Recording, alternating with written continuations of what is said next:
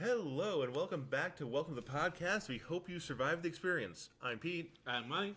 And today we're taking a look at X-Men 124, Part 2 of the X-Men vs. Arcade. I want to point out that on the cover we have Colossus in his Lennon overalls that we saw at the end of last... Oh, sorry. He once was Colossus. Now he's the power-mad proletarian. I love it. But the main thing I want to mention about this cover is covers of comic books are kind of notorious for bait and switching. Mm-hmm. This exact scene happens exactly like this in this comic book. Oh, yes. And I love the hole that he has Cyclops in. So the Cyclops, Storm, and the Proletariat are facing the camera. Colossus has his hand around the back of Storm's neck and is holding Cyclops by the chin. I think that he's about to break Cyclops' jaw, but somehow Cyclops is able to still... Yeah. Hey, we're friends! We're your friends! We're literally your only friends! And he's choking Storm out with his other hand. Storm doesn't have boots or a cape on, which actually... will come up. Yep. Mm-hmm. So, of all of the covers of comic books that I have in my collection, I would say that this is 10 of 10. This cover happens within the comic book, accurately represents the story, and also is awesome. It's a good cover. It's a darn good cover, and we even have Sean and Wolverine unconscious. Wolverine is unconscious, face down in water, which I am told is bad for you. Oh, he's Wolverine. He's got a healing factor. But that brain damage has got to be nasty. He can heal from it. Fair enough. And I love the title of this comic, which is He Only Laughs When I Hurt.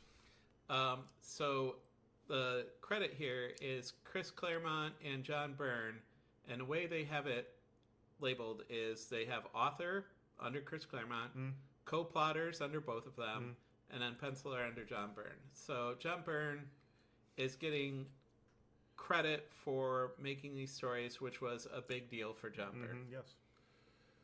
Yep, and the bickering will begin soon. Oh, yeah.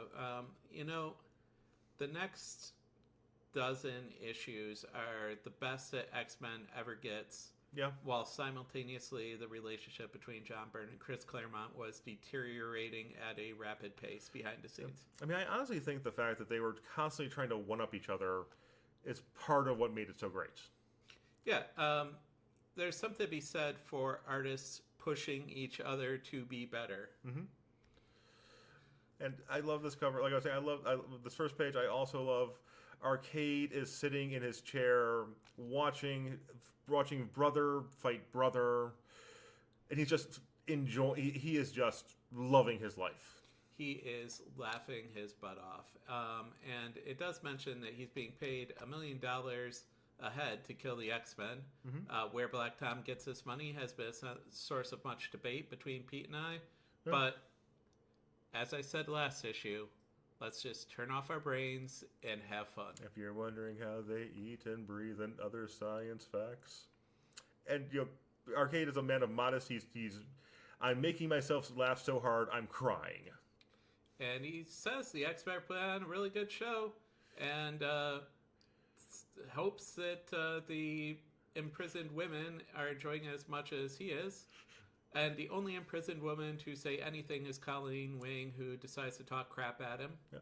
Well, I mean, Colleen is an active superhero. Amanda was a witch in her back. She was a practicing magical witch in her backstory, right? Right, and then she later becomes super heroic. Yep. And has the weird code name of Day Tripper, which, by the way, the Beatles song Day Tripper, the Amanda Sefton takes, is theoretically about prostitution.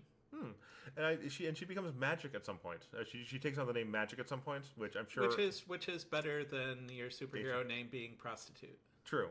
And then you have Betsy, who is a normal human being, who, and the private seat at the opera was not worth this. I don't think she's returning phone calls after this. And Cyclops and Arcade is just like, hey, being a good boy is boring. Because Colleen is like, at least be a decent human being and kill them quickly like I would because I'm a samurai. Did we talk about this panel? No. And Arcade basically makes Colleen Wing kiss him, but does he? They come very, very close. He makes her pucker her lips. Well, the smooch sound effect. Yeah, I don't know. He might. He might. And Colleen Wing basically says, "I want to punch you in the face." Yep. And that is the face of a woman who wants to punch somebody in the face. She's like, "I may be the horniest woman in Marvel Comics, but not for you, but not for you." and like seriously, Arcade is just giving like what incel pickup lines. You're beautiful when you're angry. And I really love the next panel where Colleen Wing says, "What kind of sewer did you crawl out of anyway?" And Beverly Hills. He just casually responds, "Beverly Hills." So we have this is the flashback to Arcade's origin.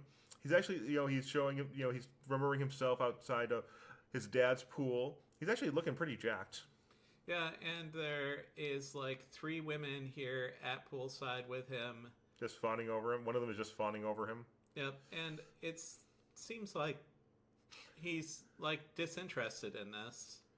Oh yeah, because as an incel, he cannot actually converse with these women. So he's not a real incel. He's just he just wants the status and prestige of being an incel. So his dad cut off his allowance, so then he killed his dad. Yep, it was completely reasonable. And then he's like, you know what? I'm good at this whole murder thing. I'm good.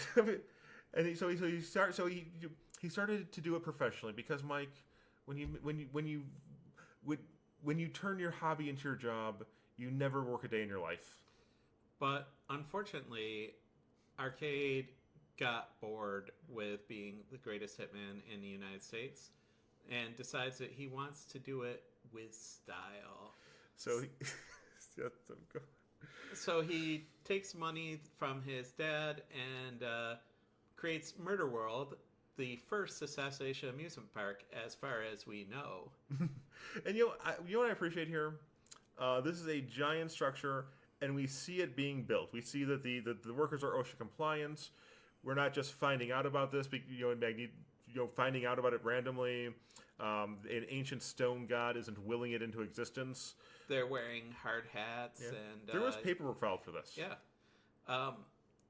and so he used his Disneyland of death to murder some people, and it was successful, but then he got bored because he's just killing normal people. Yep, and one of the things that does come up repeatedly, I mean, Arcade has a great track record of losing. We're always led to believe that if he's assassinating a CEO or a cheating husband, he has a 100% rate. But it's just with superheroes, they all get away. And he mentions that some people from the Magia, because we can't say Mafia in Marvel Comics, offered a contract on Captain Britain, and he ended up getting Spider-Man as well as Captain Britain, and they beat him fair and square, and he loved it. Yeah. A recurring theme of Arcade here is, again, Arcade is written as having ADD even before ADD was a widely accepted thing. Yep. Note that he comes up with these big plans and then he gets bored. He just kind of walks away. So Arcade is one of the is a kind of villain I personally love. I love the villains who are doing it for the paycheck and don't take it personally. Arcade, Batroc the Leaper, Shocker, Constrictor, the entire Serpent Society. Really, they had a union. Yep. And Taskmaster. These are guys who are if you beat them, you beat them. No hard feelings. They'll shake your hand and say, "Hey, I'll try harder next time." I still love the issue of, I believe it was Avengers, where Iron Man said to Taskmaster, "How much?" Yeah, let me just write you a check. And Taskmaster's like, "That's acceptable." Mm-hmm. Listen, I'm doing this because supervillain doesn't have dental insurance. I love it. One of the few times that a rich superhero actually uses rich as their superpower as well. It does not come up often. It does not come up nearly often enough. have read far too many comics to possibly be healthy, and I know there's at least one other example, but I can't remember what it is. It's Havoc offers Random a check. Oh, you're right, in X Factor. Yeah. Random. I'm not just saying the word random a lot. There is a mercenary in the 90s named Random who is hired to beat the crap out of X Factor. And, and Alex is like, we have $1 billion budget. Just tell me how many zeros it's going to take for this to go away. And so Random then becomes a member of X Factor after that, which is kind of funny. Yep. Again, a character I love. And then we get to the part of the backstory where Juggernaut and Black Tom get on a plane. The plane gets up to cruising altitude, and then they introduce themselves, and then Arcade introduces himself. Sitting on a throne with a straw hat, and otherwise wearing exactly the same thing that he's wearing now. Listen, if you can pull off a white suit, if I could pull off a white suit, I don't think I would ever wear anything but a white suit. Valid. So he just basically sums up the events of last issue. Uh-huh. And this is while the ladies are. He's clearly he's not just talking to himself. He is narrating this to 3 women who are aware of what happened last issue. They were there. He likes to monologue, though, and I respect that. He's got that James Bond villain kind of thing going in him. Mm-hmm. And apparently he hasn't even been looking at the monitors this entire time. And, honestly, Arcade is very similar to a James Bond villain because he has the overly elaborate death trap, love of monologuing, ridiculous amounts of money to buy whatever he wants. Yep. Yeah, I mean, you're 100% correct. Now I want to see a Pete Wisdom versus Arcade miniseries. I'm sure it exists. It must. So now we cut back to Cyclops, Wolverine, and the Proletarian, hero of the Soviet Union. And... You turned me against my motherland by asking me nicely to help you out and then giving me a salary. You monsters. And notably, Cyclops says almost word for word what he says on the cover. We're your friends. Mm-hmm. And... except for Wolverine, because Wolverine has no friends. Right. That will not get less funny. And Wolverine points out that all of the X-Men joined of their own free will. Mm-hmm. And he wonders if his adamantium claws would... So this is why I frequently think when I'm hanging out with people, I wonder if I could cut you open. This is why Wolverine has no friends. Because he sits around wondering, could I murder you?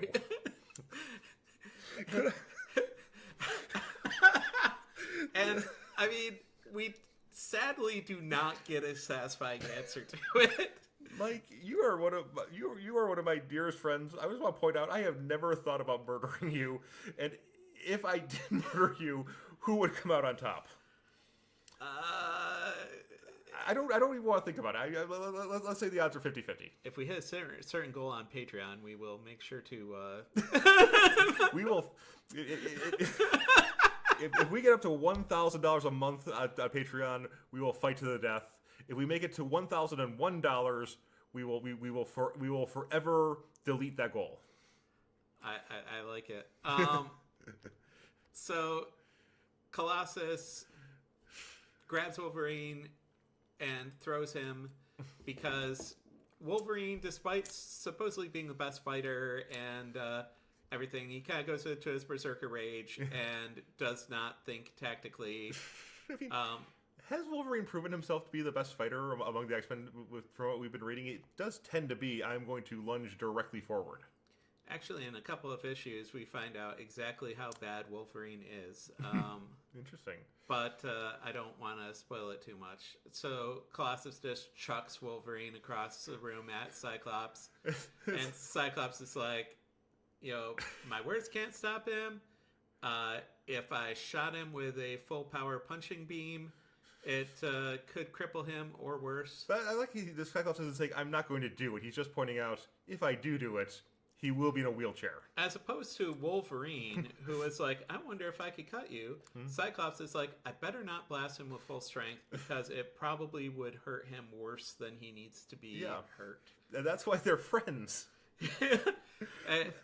Like if you're ever if I'm ever brainwashed by Soviet agents, I mean, my family tree does go back entirely to Russia, but just promise me you'll use the right amount of force to disable me and not cripple me.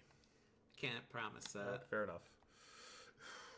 So Wolverine gets chucked into a door and is locked out of the room that Cyclops is in. And Cyclops is suddenly like, now it's me and a berserk Colossus. I do like the fact that the revolving door surprises both of them, Cyclops and Colossus, enough that Colossus stops for a second. He doesn't stop the fight, but he's like, what the hell? Wait, what? Yeah. By the White Wolf. And Cyclops like, let's get that door back open. I would like to team up with Wolverine and not face Berserk Colossus on my own. It would be really nice if I had a Wolverine between me and Colossus while I ran away. And we get Cyclops mentioning Wolverine's unbreakable bones here. I think this is the first time, like... Oh, yeah, you're right. Wolverine said before that no creature existed that could break his bones. But now Cyclops is saying, for the record, that Wolverine's bones are unbreakable. And if Scott Summers has that in a 3-ring binder somewhere, I believe it. So Colossus chucks Cyclops, and Cyclops also falls through a wall. And Colossus says, Lenin's ghost, so that we know that he's still Russian. Yep. And then they recap that he was told by Colonel Vashon that he had to fight the X-Men. And then he's just like, well, I'm glad my friends aren't dead. Off to murder my friends. This is the writing Claremont is... This is not the writing Claremont is famous for. At the same time, It's kind of the dialogue he's famous for. like I said, this is a palate cleanser. Arcade is just something that you turn your brain off and let weird things happen. Cyclops, he's like... And Arcade basically says, wow, his friendship is so pure and deep that it's overwhelming the brainwashing. But he also says that being brainwashed so quickly means that he must have had some real fundamental doubts about it, which we have seen, actually, him talk about for a while. Mm-hmm. Storm is now trying to figure out how to get out of this trap that seems to counteract everything she tries to do. Mm-hmm. And she goes underwater. And while she's underwater, she mentions how much belly flopping hurts. But then she decides in order to get out of the water, what she has to do is take off her cape and her boots. Good call. Because they're just weighing her down and useless when you're swimming. What, thigh-high leather boots are difficult to swim in?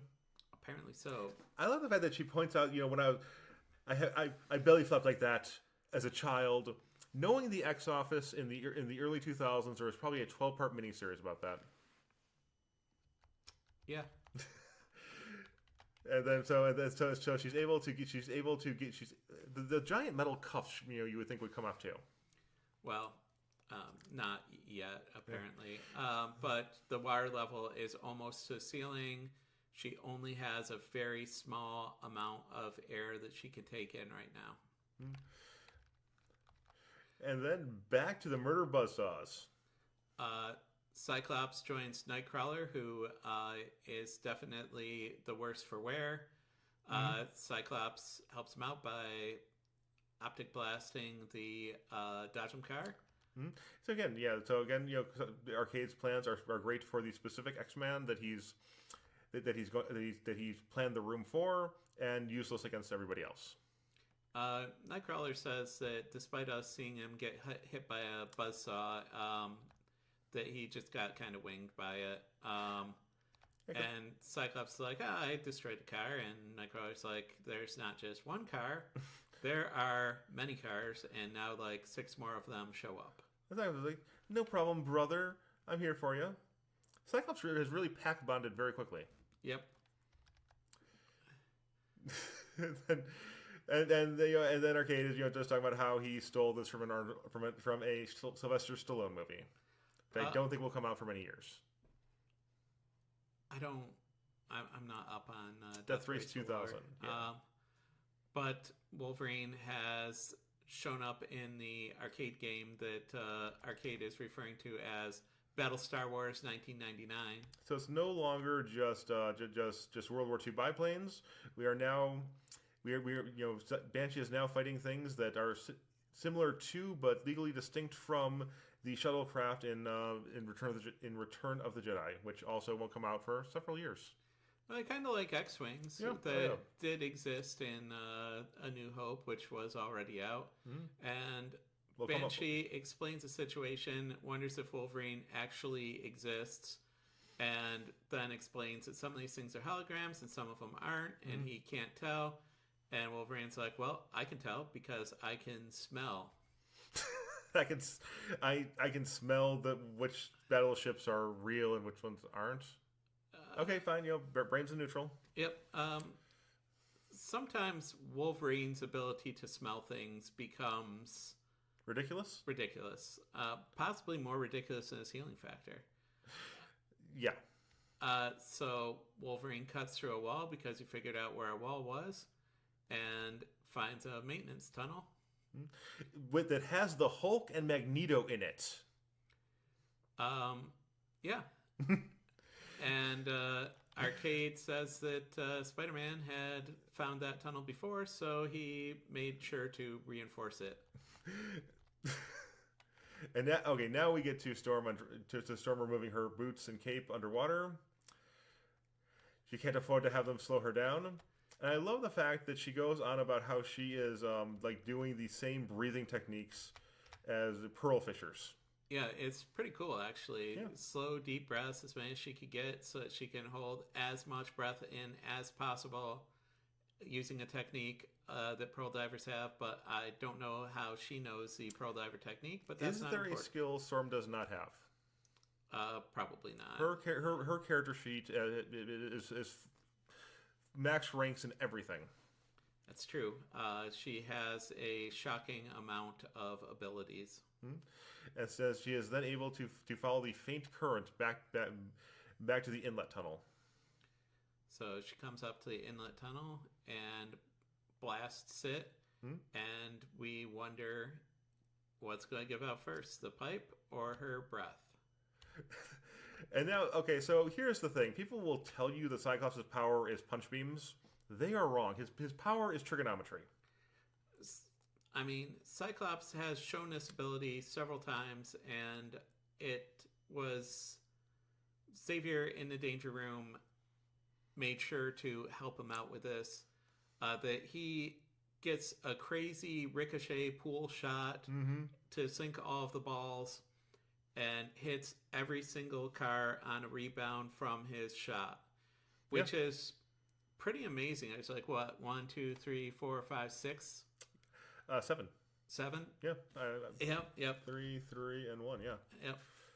Zorp, Zab, Zarp, Zack, Zoop. And Nightcrawler's like, what did you just do? What is the name of the Christian God? And Cyclops is like, I used to do this back when I was a kid, and it's nice to know I still can. And then there's a tunnel. There are 2 tunnels. One that Nightcrawler can get into, one that both of them could get into, and one that Nightcrawler can get into. And so Cyclops tells Nightcrawler to get into the one that he could get into, and Cyclops will go in the other one, and that way they will figure out, they'll reconvene later. Yep. And then the loyal dog is, hey, boss, everything is going pear-shaped very, very quickly. And Miss Locke says, don't worry about the girls. She's taking care of them, which makes it sound like she killed them. Yeah, that is exactly what it sounds like. And Arcade actually says, well, I hope you did. And then we get to Banshee and Wolverine fighting the Hulk and Magneto, who turns out are just robots. And because Robot Magneto doesn't have any powers, Banshee is just stiff arming him. I thought it was just slapping him to death. Yeah. And Wolverine mentions that he has wanted to fight the Hulk again because Wolverine first appeared in an issue of Incredible Hulk. They will go on to have many rematches. And then Nightcrawler. So this is a power of Nightcrawler's. I thought it had only come up one time. It turns out it's come up at least 2 times. Yeah, that he can hide in the shadows. He becomes basically translucent. So he finds Arcade's control room, and Arcade is trying to figure out where Nightcrawler is, and Nightcrawler's like, haha, I'm right here. He teleports in the room in front of him, doing the thumb in ears, wagging fingers at somebody in order to mock them, which was probably a thing in the 70s. And it succeeds at shocking Arcade, who falls out of his chair. And then Miss Locke is just like, I'm going to shoot you. We have had enough. We have had enough of pinballs and androids. I'm just going to put bullets in you. Nightcrawler says, "I don't usually punch women, but if you're shooting at me, I will punch you." Actually, he has punched a lot of beautiful women recently. Well, I mean, they all deserved it. He grabs Miss Locke's shotgun and uses it to destroy the main computer. Mm-hmm.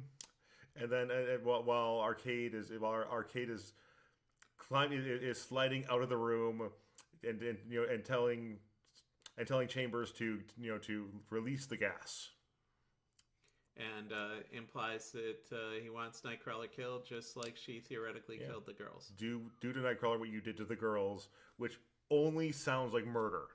Yep, and they implied that it was murder before. So Cyclops joins in and destroys the Magneto robot that Banshee was attempting to slap to death. And then a wall of water. So the water, Storm managed to knock out. They get drifted away from where they were, and they see that Storm is with them. We now have 4 of the 6 X-Men in one place at one time: Storm, Banshee, Wolverine, Cyclops. Cyclops tries to give artificial respiration to her, and it works. Yep. Everybody knows just how tiny her costume is, and until you take the cape and the boots away. Yep. And this is the advantage of Cyclops being basically a Boy Scout, is that he knows how to do all this stuff. Yeah. And then, hey Mike, you know who we haven't seen in a minute? It's the Proletariat. And you know who doesn't know he's the Proletariat? It's Banshee, who gets decked by a massive steel fist. There is no way he should survive that. Yeah, and like right in the chin, too. Oof. Damn, and then you have Storm, who's just, what is going on here? Why didn't you mention this? Why is Peter trying to murder us? I kind of love it. So he goes on to incapacitate the X-Men in 3 panels, including, like Mike was saying, pretty much just the cover from a different angle. Yep. So, again, 10 of 10. The cover actually represents a scene that actually happens in the comic. And I guess, like, now, Storm's like, we are best friends. We are best friends and would be dating if Kitty Pryde doesn't show up in a few issues. What the hell? And Colossus theorizes that Professor X mind controlled him to become an X-Man, which is kind of hilarious. They saying this to Storm, who we later find out that Professor X mind controlled to be an X-Man. Yeah, it's like, I mean, you can't fault the logic. It's like, yes, he does this a lot. And not only giant size X-Men, the team in giant size X-Men Charles Xavier summoned was because there was a team before that who Krakoa killed, and Professor Xavier erased any knowledge of. Well, he sent so the original X-Men were captured by Krakoa, and they sent a second team that he erased all knowledge of because they got killed by Krakoa. And then he sent the new X-Men plus Sunfire to go and rescue them without telling them, hey, by the way, the last people I sent here died. Yep.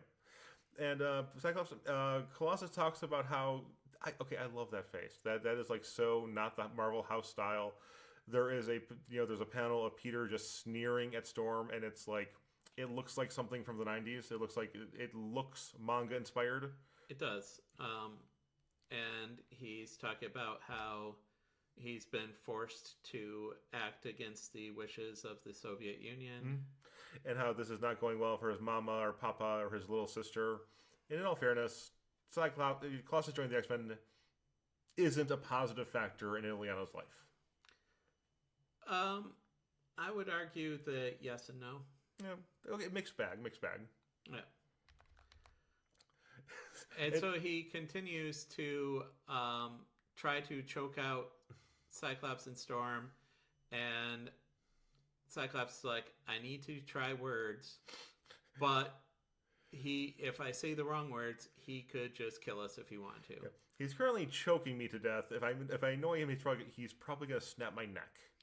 And he says, look, you're in Murderworld.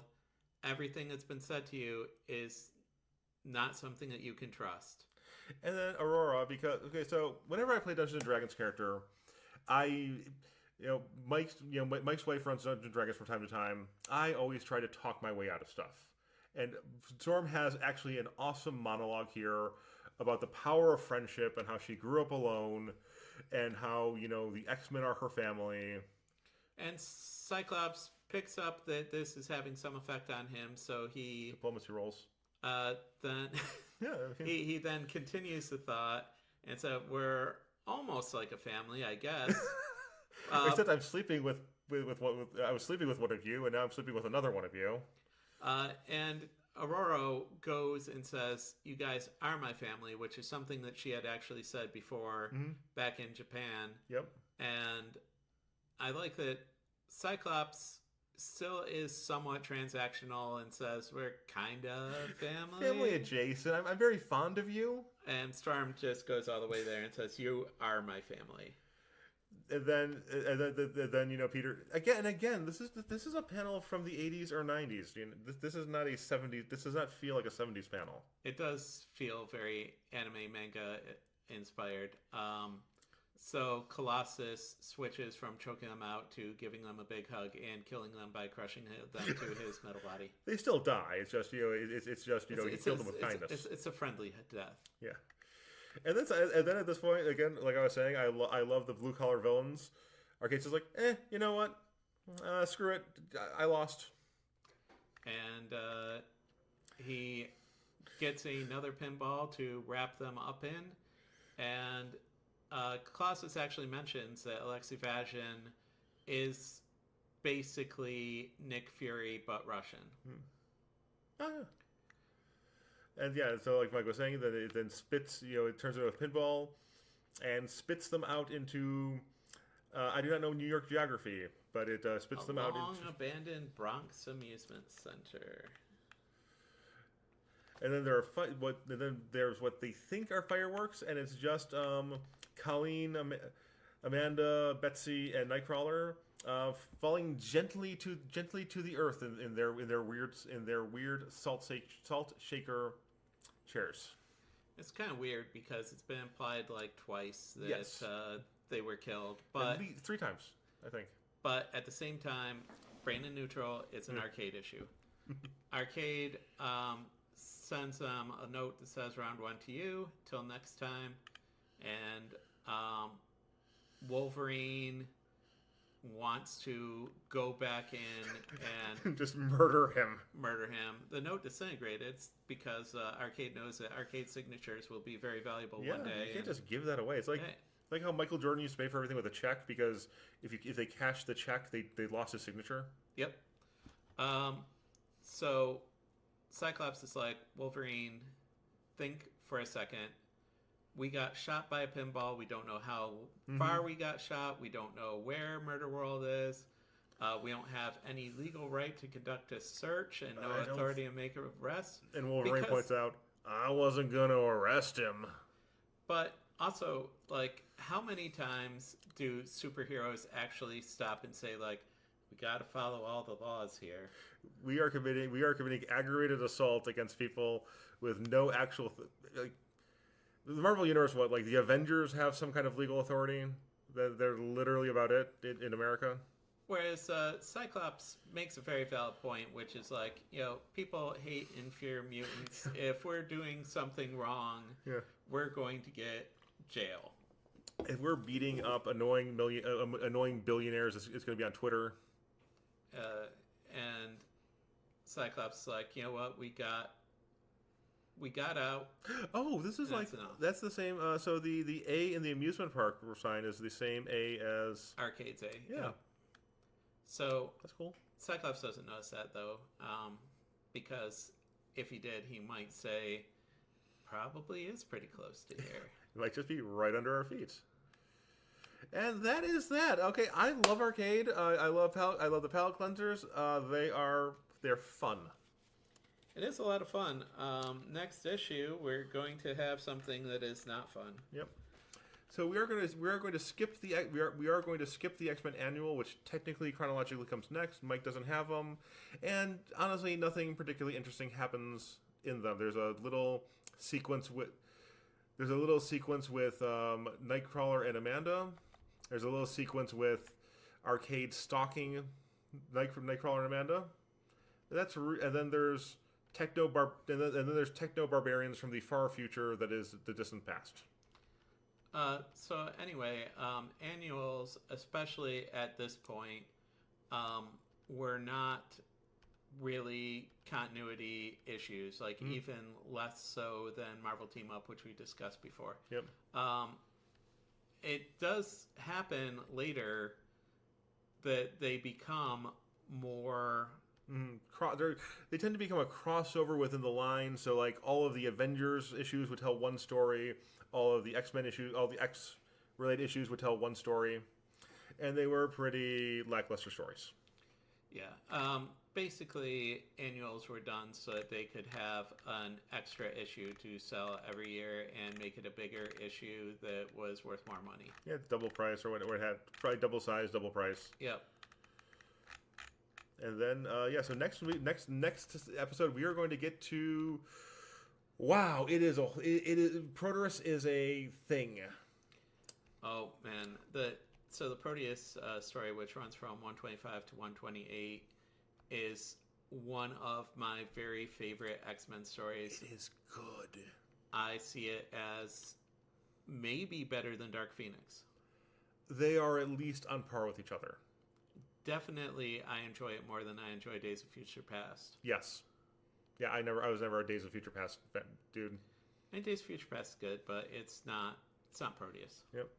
Okay, so we will see you in 2 weeks with that, and by that point, you should be able to find us on Spotify, Stitcher, and iTunes, because I will be putting up our back catalog as podcasts. So you can drive to work listening to us. You can survive the experience in a whole new way. Oh yeah.